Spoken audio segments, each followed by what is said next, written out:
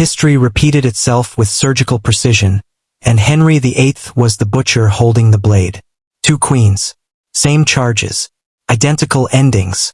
But one crucial difference: Catherine Howard was just 19 years old when the axe fell. May 19, 1536. Anne Boleyn walks to her execution. 6 years later, February 13, 1542. Catherine Howard follows the exact same path to the exact same block. The charges? Adultery, treason, conspiracy against the crown. The method?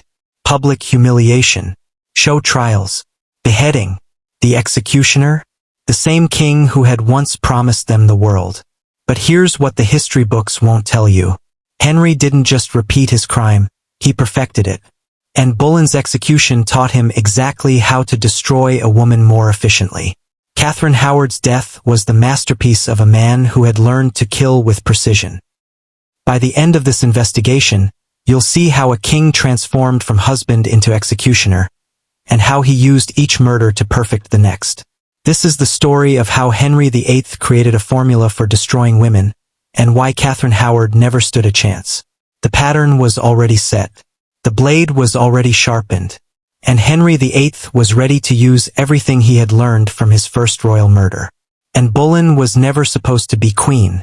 She was the spare daughter of a minor noble family. But Anne had something most women of her time did not: a razor-sharp mind. She spoke French fluently. She could debate theology with bishops. She understood politics better than most of Henry's advisors. This intelligence would become both her greatest weapon and her death sentence. Henry VIII first noticed, and in 1526, what began as casual interest became dangerous obsession. For 7 years, he pursued her relentlessly.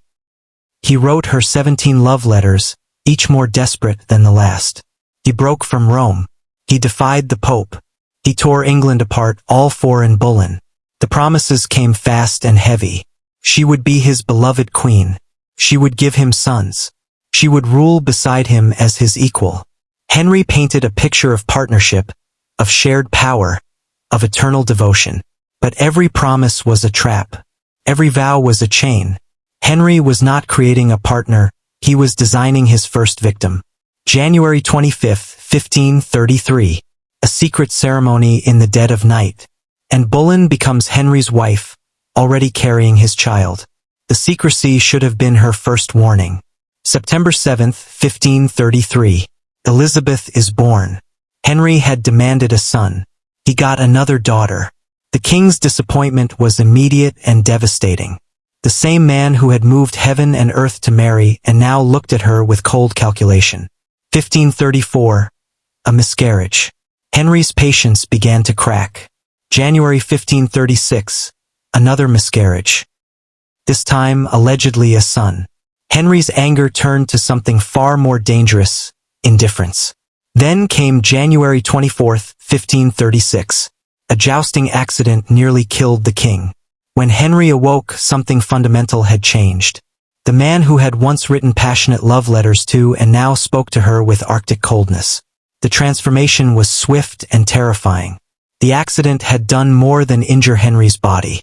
It had awakened something monstrous in his mind. Jane Seymour arrived at court in early 1536. Young, quiet, submissive, everything and was not. Henry's obsession transferred overnight from his wife to this new target. But Henry had learned from his pursuit of Anne. This time he would not wait 7 years. This time he would clear the path quickly and permanently. May 2, 1536. The trap was sprung. But Henry's genius lay not in arresting Anne first. He arrested her alleged lovers. 5 men, including her own brother George Boleyn, were dragged from their beds at dawn. The charges came next. Adultery with all 5 men. Treason against the crown. Conspiracy to murder the king. The evidence? Overheard conversations. Court gossip. A musician's testimony bought with promises of freedom. Nothing was real. Everything was fabricated. But fabrication backed by royal power becomes truth in the eyes of the law. Henry had discovered something crucial. Destroy the woman's supporters first, and she becomes isolated, defenseless, and easy to eliminate. May 15, 1536. Anne Boleyn faced her judges in the Tower of London. The outcome had been decided weeks before she entered the room. But Anne was not the trembling victim Henry expected. She delivered a defense so brilliant, so logically devastating, that even her enemies were impressed. She dismantled every charge with precision. She exposed the lies with surgical accuracy. It didn't matter. The verdict was guilty. The sentence was death. Henry offered her a choice: burning alive or beheading. This was called mercy, and chose the sword. May 19, 1536. A French swordsman, specially imported for the occasion, waited on Tower Green. Anne's final words were a prayer for the king who had destroyed her. The executioner needed only one stroke, and Boleyn was dead. But something else had been born in that moment. Henry VIII had just learned exactly how to murder a queen and call it justice. And Boleyn faced this horror alone, with no voice to defend her truth. But you can give these silenced women a voice today. If you believe their stories deserve to be told, hit that subscribe button and help Throne of Lies reach 1,000 subscribers. These queens died for Henry's lies. Don't let their stories die with them. Anne Boleyn's execution taught Henry VIII a crucial lesson. The problem wasn't that he had killed his wife. The problem was that it had taken too long, and had fought back. She was too intelligent, too educated, too defiant. Her brilliant defense at trial had embarrassed him. Her final dignity on the scaffold had made her a martyr. Henry had won, but barely. Never again. The king began studying his own crime with the cold precision of a master craftsman. What had gone wrong? Where could he improve? How could he make the next destruction faster, cleaner, more efficient? The perfect victim emerged in Henry's mind like a blueprint for murder. She must be young, too young to understand the game being played. Naive, easily deceived by promises of love. From an ambitious family, people who would sacrifice her for their own advancement. Most importantly, she must be controllable. No more brilliant minds. No more strong wills.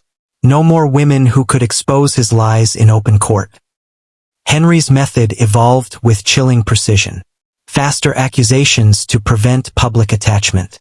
Quicker trials to avoid embarrassing defenses. Less pomp, less ceremony, less time for sympathy to build. The king had transformed from impulsive killer into calculated executioner. May 30th, 1536. 11 days after Anne Boleyn's head rolled on Tower Green, Henry VIII married Jane Seymour. The timing was no accident. It was a message. Queens were replaceable. Women were disposable. Love was just another political tool. Jane was everything and was not. Quiet where and was vocal. Submissive where and was challenging. Compliant where and was defiant. She never questioned Henry's decisions. She never demanded explanations. She never fought back. October 12, 1537. Jane delivered what and could not, a living son. Edward VI, the male heir Henry had craved for decades. 12 days later, Jane Seymour was dead from childbirth complications. Henry called her his only true wife. His beloved Jane, his perfect queen, the woman who had given him everything and asked for nothing in return. But Jane's real perfection lay in her death. She had served her purpose and vanished before she could disappoint him. She had proven Henry's theory.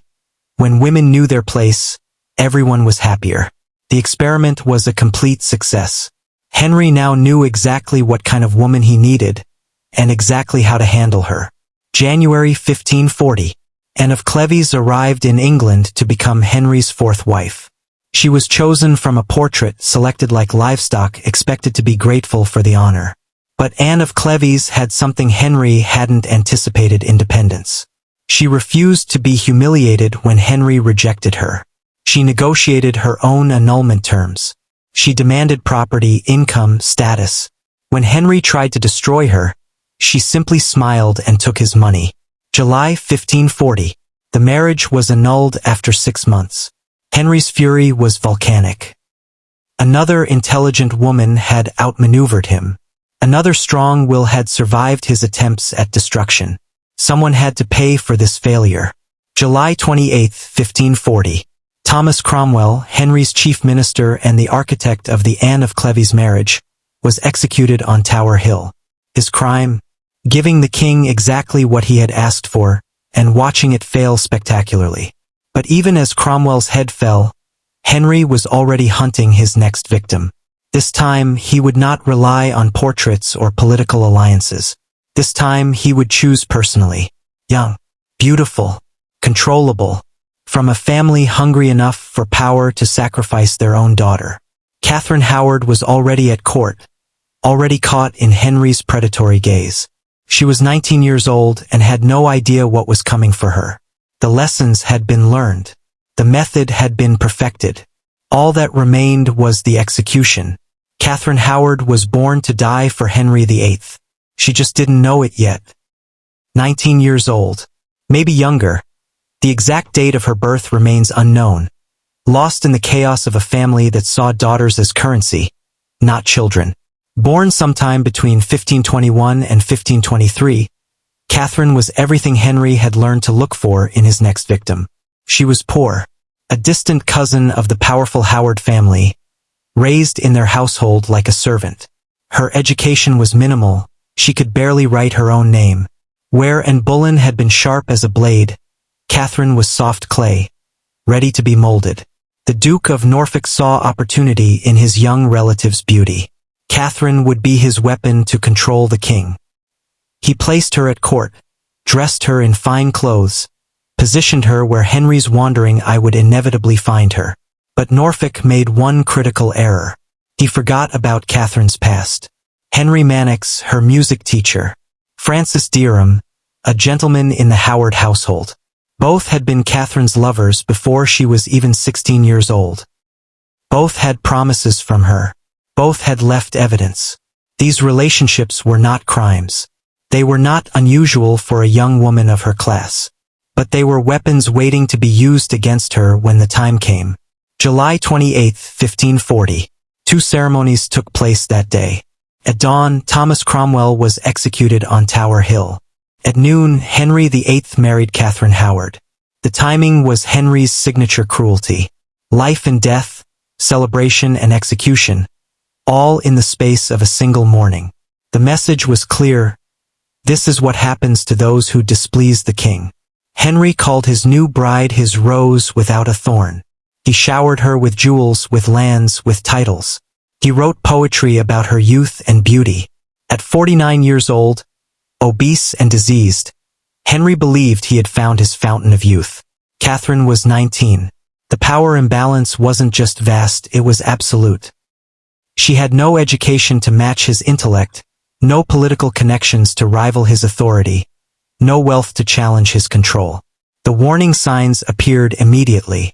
Henry's possessiveness was suffocating. He monitored her conversations, controlled her friendships, isolated her from anyone who might offer independent counsel. Catherine's world shrank until it contained only Henry and his will. But Henry had perfected more than just victim selection. He had learned to create the very crimes he would later punish. Thomas Culpeper was everything Henry VIII used to be. Young, handsome, athletic, a gentleman of the Privy Chamber and one of the king's favorites. He was also exactly the kind of man Henry now feared. During the royal progress of 1541, secret meetings began. Catherine and Culpeper, hidden encounters in the shadows of royal palaces, whispered conversations, exchanged glances, love letters written in Catherine's uncertain handwriting. But were these meetings romantic liaisons or desperate attempts by a terrified young woman to find comfort in a nightmare marriage? The truth would never matter. Henry needed only the appearance of betrayal. The evidence accumulated with suspicious efficiency. Servants suddenly remembered seeing suspicious behavior. Letters were conveniently discovered. Testimonies emerged that perfectly supported Henry's narrative. The trap had been set with masterful precision. Catherine Howard had walked directly into a web that had been spun around her from the moment she became queen. Every meeting with Culpeper had been observed. Every letter had been copied. Every moment of potential happiness had been catalogued as evidence of treason. Henry hadn't just caught an unfaithful wife. He had created one. November 1541. The accusations surfaced with surgical precision. But this time, Henry's response was different. Faster, more efficient, deadlier. No dramatic confrontations. No public spectacle. No opportunity for Catherine to defend herself as Anne Boleyn had done. Henry had learned that intelligent women were dangerous women, even in their final moments. Parliament passed an Act of Attainder. Catherine Howard was condemned without trial, without defense, without even being allowed to speak in her own behalf. The law itself had been weaponized against her. Her titles were stripped. Her possessions seized. Her family abandoned her completely, desperate to save themselves from Henry's wrath. At 19 years old, Catherine Howard faced her destruction utterly alone.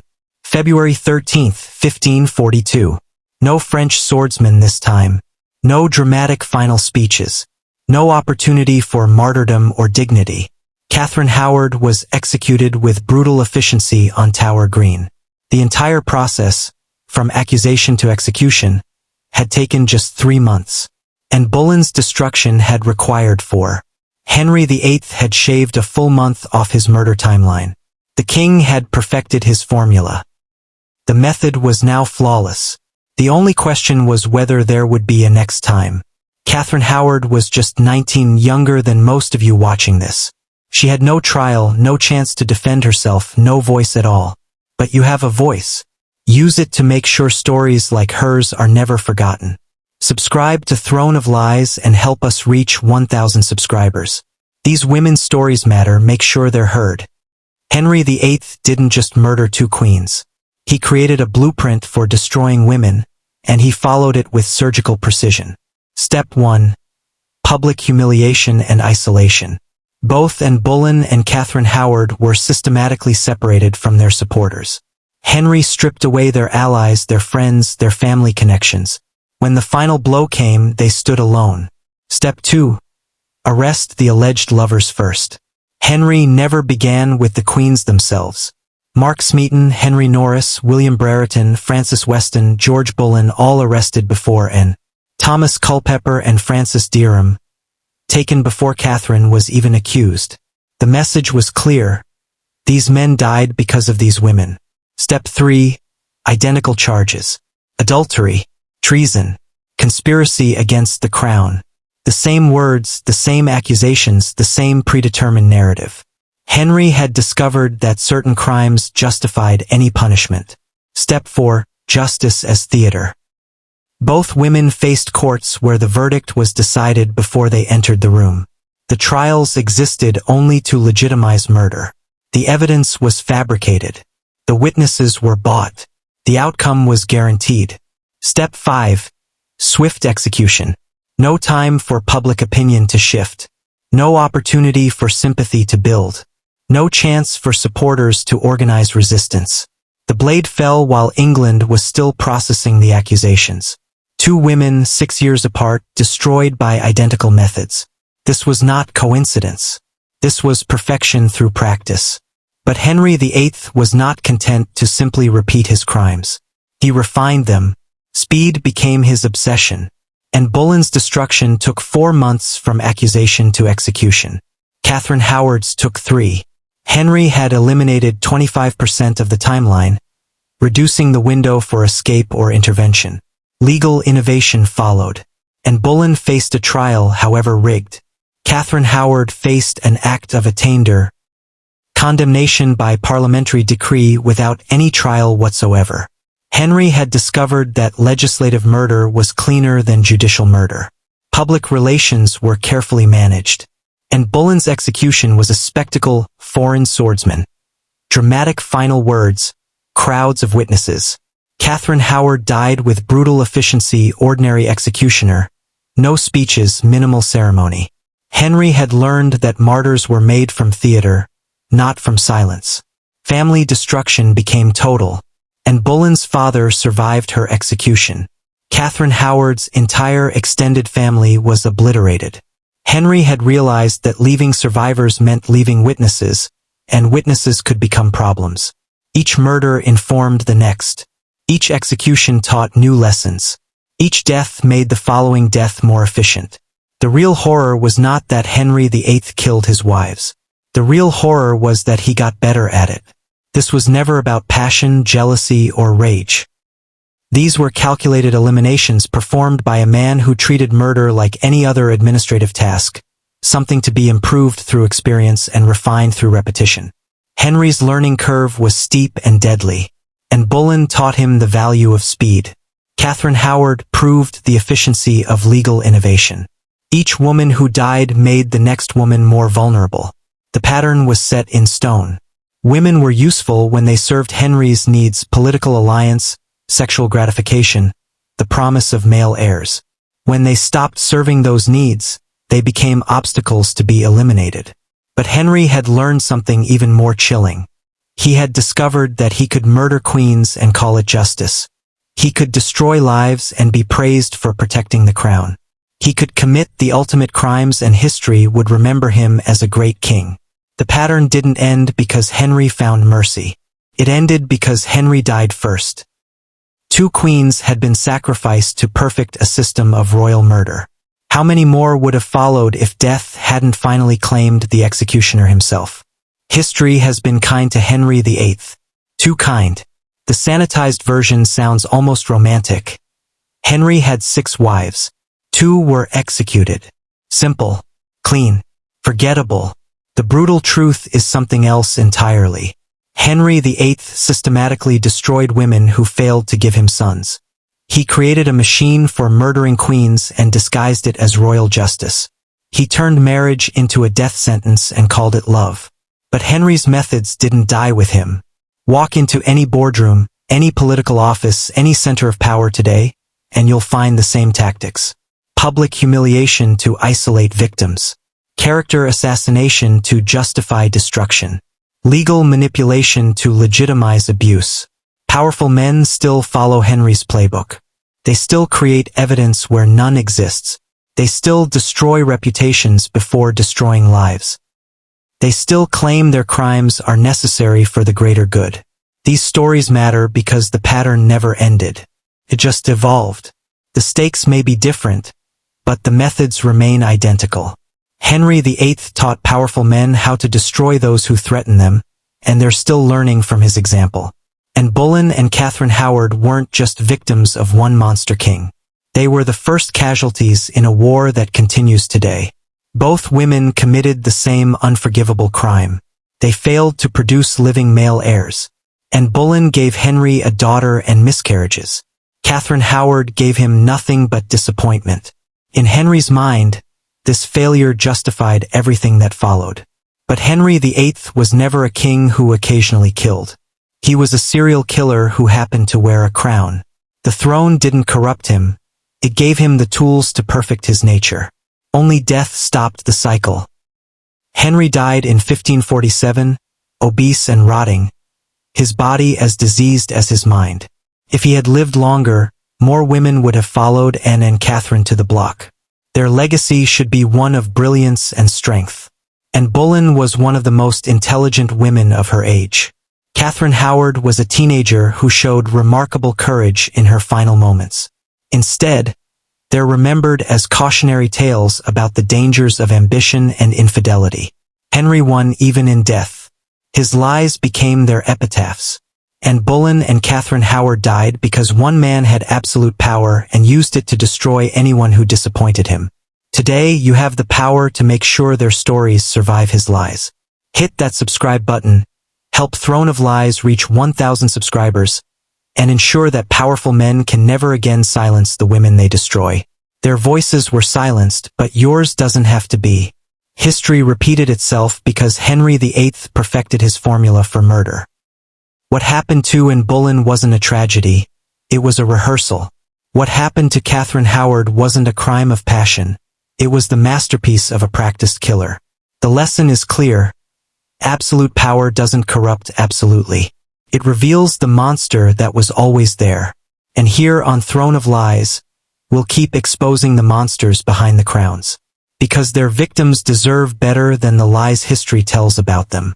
The truth is never comfortable, but it's always necessary.